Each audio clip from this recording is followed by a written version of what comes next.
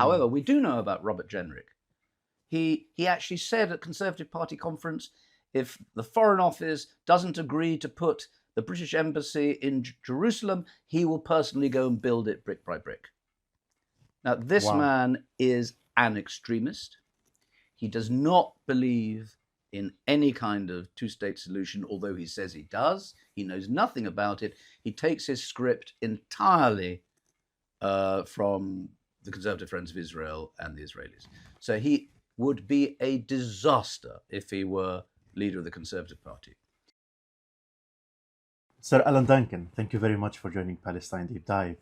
And thank you for hosting us in your home. My pleasure. Thank you very much. So Sir Alan Duncan is a former UK Foreign Minister, and you have been an advocate for the Palestinians for 30 years now. Mm-hmm. So thank you very much for giving us your time today. It's been a long march, but not as long as for the Palestinian people themselves. Yeah. And we, let's just start with the recent events on the ground. Yeah. You know, over the past year, we have been seeing atrocities being waged by the Israelis on the Gaza Strip, but not only on the Gaza Strip and Lebanon, in the West Bank. It's been a year of genocide. So please, can you tell us about the UK government's positions on Palestine, on Gaza, especially the Conservative governments and the Labour as well? Okay, there are a lot of things to untangle here. Firstly, of course, I've been out of Parliament for a few years, so I think the last government did not handle this well. We now, of course, have a new government. A couple of things to say. Firstly, I'm very careful about using the word genocide because it has very, very strict legal definitions.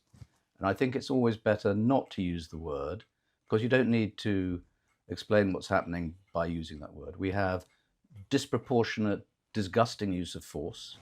We have the enforced displacement of hundreds of thousands of people. You have starvation, the denial of humanitarian aid. There's quite enough to say without letting people say, oh, but it's not genocide. So I think it's a bad word to use at this stage, although the International Court has said that some of the beginnings of the full definition have been shown to be the case. So it's bit by bit. The other thing, and I think this is the main point, is that this did not start on October the 7th. Look, I think what Hamas did was deplorable, but you can explain something without actually excusing it. And I think it can be explained. I think that, of course, it goes back many, many decades. It goes right back to the Nakba of 1948, which, of course, had events against the Arabs in the region before that. But that is the big moment, the Nakba of 48 and the formation of Israel. And again, we have to accept that Israel is a legal country and everyone should respect that. But it's got to behave properly and behave properly within its own borders. So the Nakba, of course, displaced people. And Israel got its country, but Palestine has not been allowed to have its country. So only half of the Balfour Declaration has been fulfilled. So this is a running sore. So we had the wars of 67, 73. So then what happens? You go along, you've got the Oslo Accords, bit by bit, Israel is taking Palestinian land and stealing a Palestinian country to take for themselves. And over recent years, we've seen increasing settler violence, supported and defended by the IDF, the Israeli Defense Force, which is undemocratic and against international law. And over the last 2 years, we saw Netanyahu becoming more and more extreme. Where were Western politicians? They should have condemned Netanyahu. But instead, what happened was his extremism was allowed to become more extreme. And the moderate voices in Palestine, the moderate voices in Israel got squeezed out. And then inevitably, you end up with a clash of extremes. You've got Hamas on the one side, Ben-Gvir and Smotrich on the other, and this is a catastrophe. But that, I think, is the explanation. And what do you make of the government's positions on the war in Gaza? The Labour and the Conservative before it. Well, I was a Conservative minister, but I'm finding that the Labour government is actually responding far better than the Conservative government ever did. What happens is the Conservative government's foreign policy is so deeply influenced by the Conservative Friends of Israel and the money, the donor flows that go with it, and the fact that there are back channels which bypass proper government systems, whereby the Conservative Friends of Israel, people phone up and say, oh no, do that. They give them the script, they give them the words, and there are one or two people at the very top of government who basically did not believe in their own government policy, and the government policy is clear. Settlements in the West Bank are illegal. But they never say that. They just say, oh, we want a two-state solution, we want to de-escalate, whatever. But that's not what they started by saying. After October the 7th, there was no recognition of what had happened in the build-up to this over many, many years. All they said is Israel's got the right to defend itself. So now, before we go to the next question, which is about the conservative elections, I want to ask you this. Now, the Conservative government and the Labour government keep calling for the two-state solution, the implementation of the two-state solution. And some people would say that, yeah, they really mean it. They want a two-state solution implemented in Israel and Palestine. But how serious are they when they call for a two-state solution, when they see that the settlements are expanding in the West Bank, they're not doing something about it? I think it's waffle. And most of them are utterly ignorant. They don't understand the facts.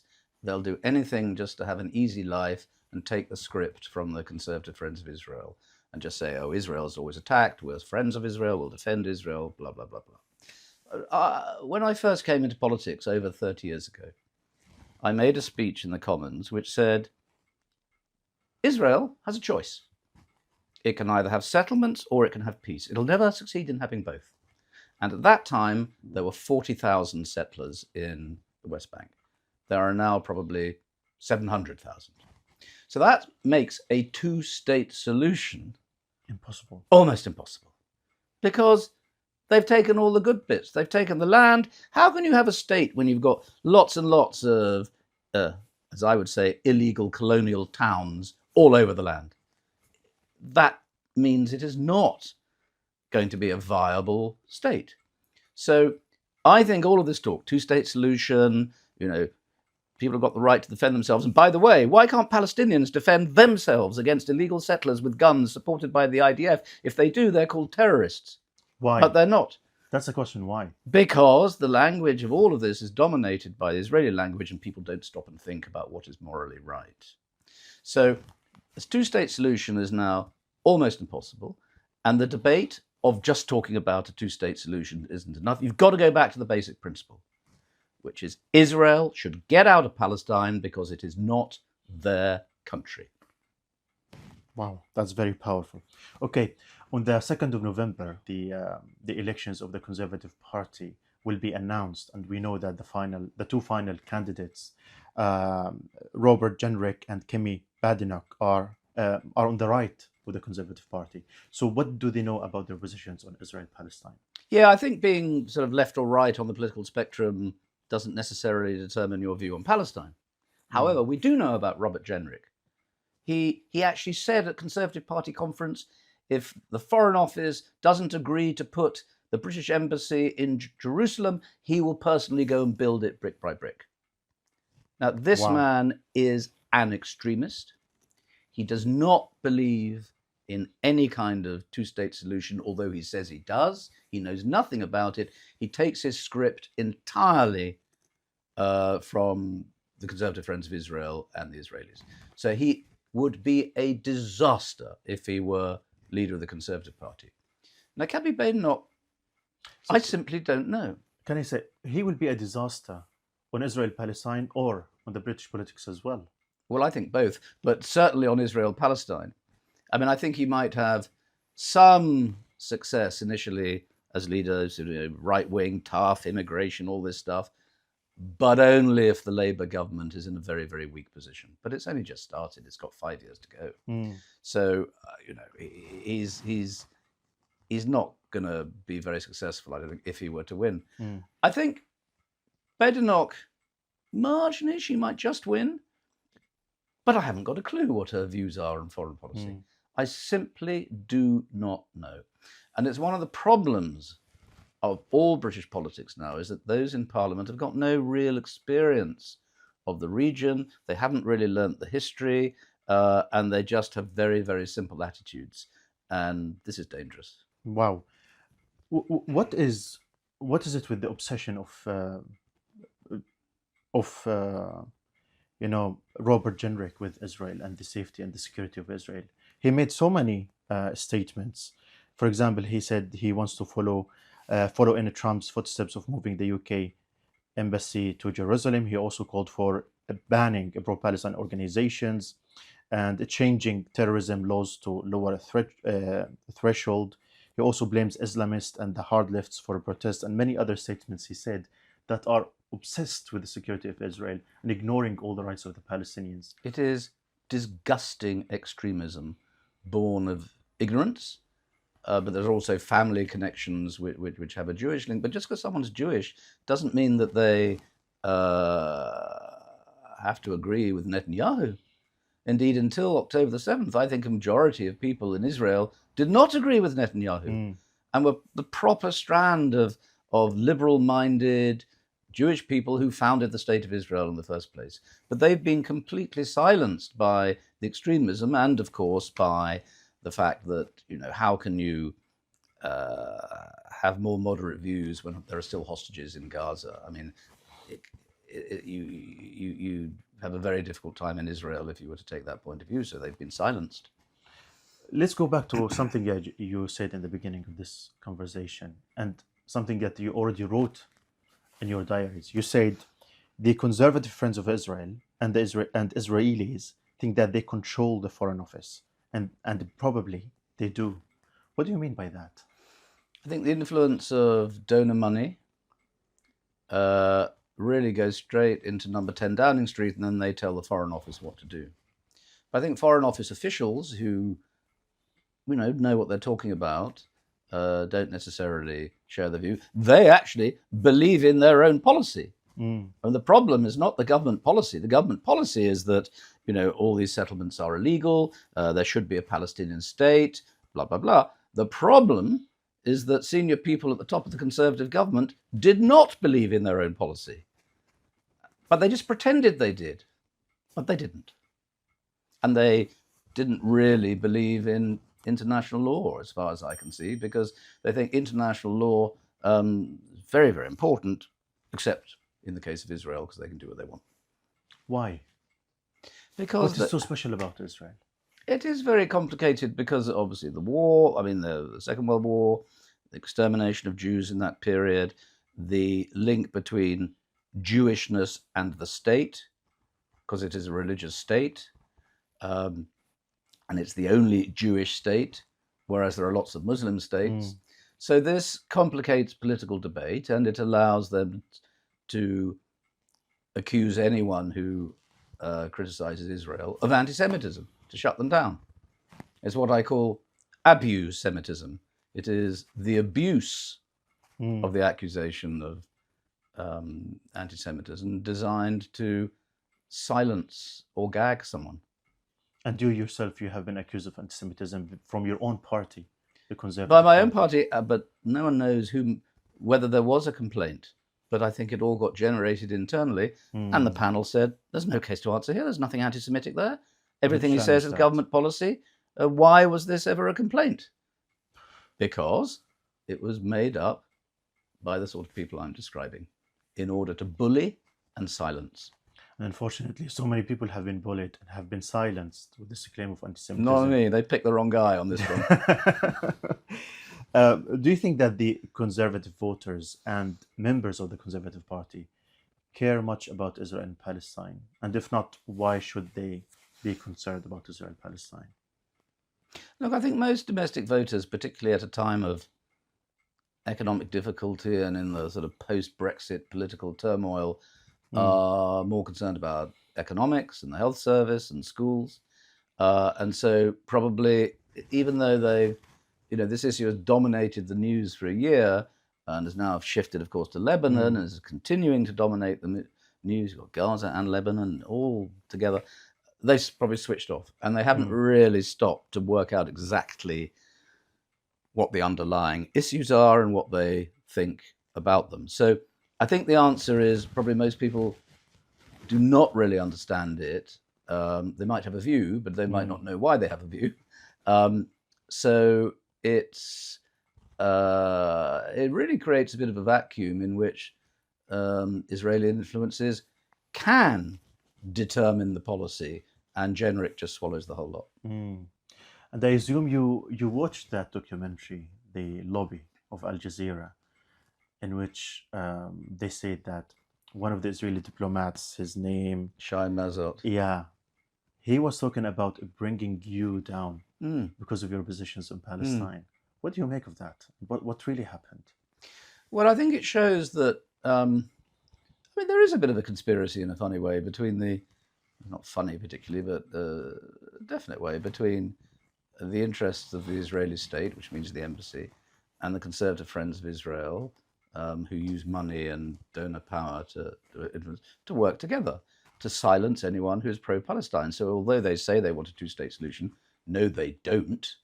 They don't. And Netanyahu now says he doesn't want it at all. So how can you deal with a country which actually openly says it wants to defy international law and keep doing what it's doing? So on the lobby thing, they were caught red-handed, showing that they wanted to bring down a politician. I'll tell you what the worst aspect of that is. The weakness of the response of the British government and British state apparatus.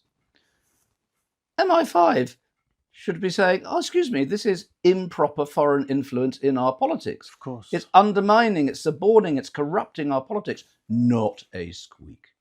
And Theresa May did nothing. Oh dear, that's not very nice. Please don't do that again. And so the ambassador came in to the Foreign Office. I said, oh, I'm terribly sorry. Nothing to do with me. He was just an intern who went rogue. No, he wasn't. He was on the diplomatic list. Yeah. He was an official diplomat.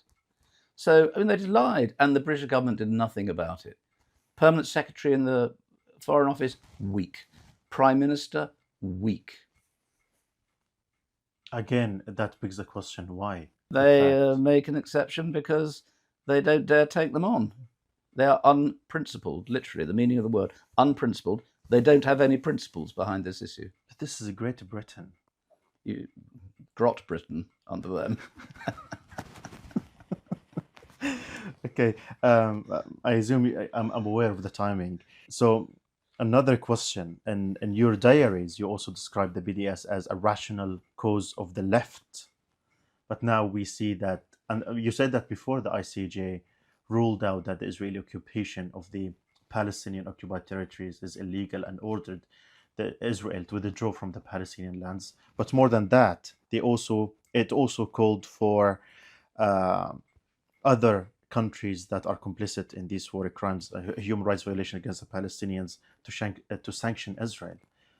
So do you think that the BDS now should be extended to a state policy?